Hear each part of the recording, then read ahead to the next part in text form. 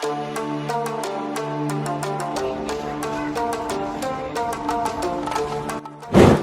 જય માતાજી, ફરી એકવાર સ્વાગત છે તમારું મારા એક નવા વ્લોગમાં. તો આજે રાત્રે છે આગ્રહ, અને આજે દશામાનો છેલ્લો દિવસ હતો. તો દશામાં પધરાવા ભવાની જાય છે, અને આજે ભવાની કેટલીક ભીડ છે તમારે જોવું હોય તો વ્લોગમાં બના રહેજો. તો હાલો અમે જઈએ.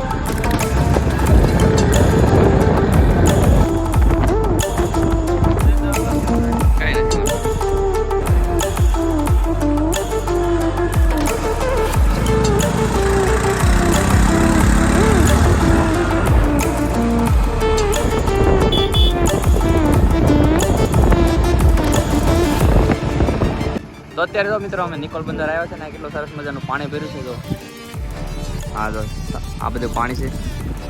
આ બધું પાણી દરિયામાં પડી જાય, પણ આ અત્યારે મીઠું પાણી છે. ને અહીંયા જો કેવા સરસ મજાના કમળ છે. તો હાલો ભવાની મંદિરે મળ્યું આપણે.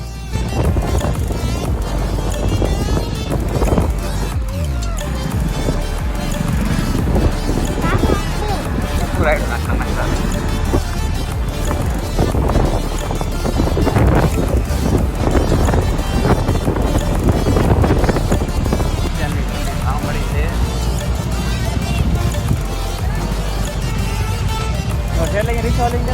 ફાઇનલી મિત્રો આપણે ભવાની પહોંચી ગયા ને ગાડી પાર્ક કરી દીધી છે. તો અને એમ જો એટલી ગરદી છે. આજ ગરદી થોડીક ઓછી થઈ ગઈ, થોડુંક મોડું થઈ ગયું. એટલે તો હાલો તમને દર્શન કરવાનો દરિયો દેખાડો.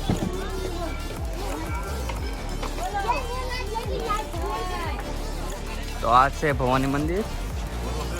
હાલો તમને દર્શન કરાવીએ. તો બહારથી દર્શન કરવા પડશે, કારણ કે અંદર ફોન લઈ જવા નથી દેતા ને વિડીયો બનાવવા ના પડે, એટલે બહારથી દર્શન કરી લો. તો મિત્રો હાલો તમને ભવાની મંદિરનો નજારો દેખાડો, એનો દરિયો કાંઠો દેખાડો. તો આ અમારી સામે જોવો તમે, આ જો દરિયો કાંઠો છે. અને જો કેટલું બધું પબ્લિક આવ્યું છે મૂર્તિ પધરાવવા માટે.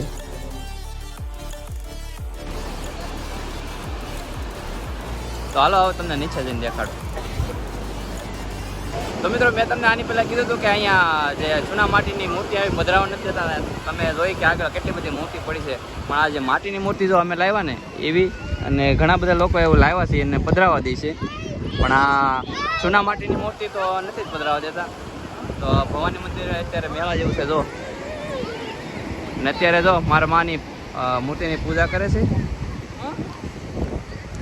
તો વિડીયો સારો લાગ્યો તો લાઈક કરતા જજો ને વિડીયો બનાવી રહેજો.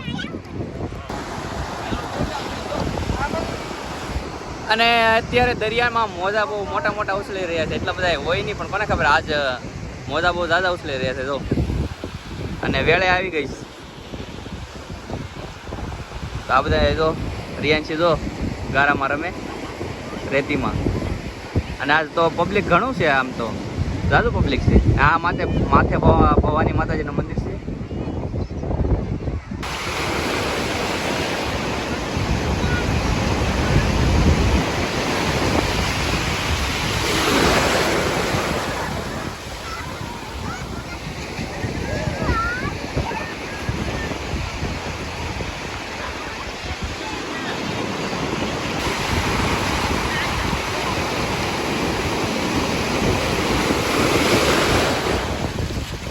અને જો રિયાન છે અત્યારે રેતીમાં રેમ કરે. બહુ મજા આવે છે રેતીમાં રમવાની. મજા આવે છે, મજા આવે છે. દરિયામાં ના આવું તારે કેમ?